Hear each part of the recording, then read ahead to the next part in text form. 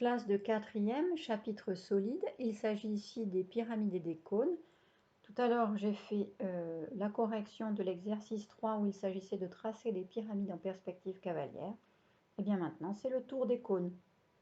Alors, ici, le cône est tracé à moitié. Vous voyez, il y a un axe de symétrie ici. Il n'y a plus qu'à refaire de l'autre côté. Là, il va nous manquer l'arrière de la base et puis les arêtes, enfin les arêtes latérales. Sauf que dans un cône, hein, tout est lisse, il n'y a pas d'arête latérale, mais disons les génératrices, ce qui serait plus correct à dire. Alors comment tracer correctement, et tout ça, ça ne peut pas se faire au compas, hein, puisqu'il s'agit de tracer des ovales. Comment je trace correctement? Alors déjà, je compte les carreaux, et je me rends compte que le point diamétralement opposé au point A, il va être ici. Ensuite, au niveau du point A, vous voyez, ça fait une espèce de parenthèse. Bien, je vais la refaire pareil ici. Là, j'avais deux carreaux. Et bien maintenant, je vais essayer de rejoindre en ovale en faisant le plus précisément possible. Voilà. Donc, en trait plein devant, en pointillé derrière. J'essaye de ne pas faire 12 traits, mais un seul. Tant pis si c'est un peu fin.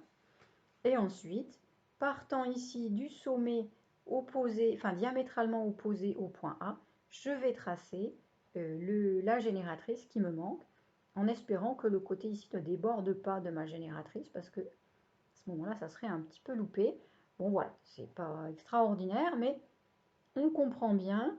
Ici, il s'agit bien d'un ovale, et on a bien deux génératrices qui montrent bien le cône. Ici, je vais faire la même chose. Je vais commencer par les génératrices. Ça va peut-être me faciliter la vie après. Donc ici, et puis le point diamétralement opposé au point A, il est bien là. Diamétralement opposé, c'est-à-dire qu'il continue le diamètre. Hein. Voilà. Donc maintenant, il faut que je fasse la même chose ici pour terminer. Donc là, on repère bien le cône, mais en mathématiques, hein, vous savez, on veut voir les arêtes cachées. Donc on va essayer quand même de la tracer. Donc vous avez vu un carreau et un tout petit peu plus, un carreau et un tout petit peu plus, et ça va me faire quelque chose de quasi horizontal.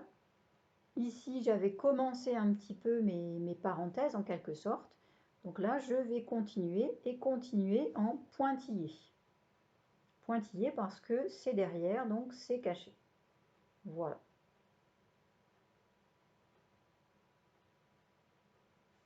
Bon, ben, j'espère que on y voit à peu près, oui c'est ça.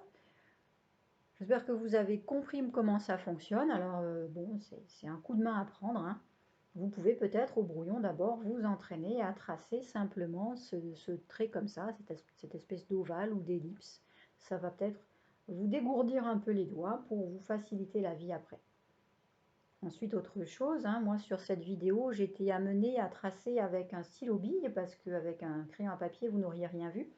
Mais vous, évidemment, faites-le au crayon à papier ou en tout cas avec un crayon qui s'efface. Sinon, ça va être assez compliqué. Voilà.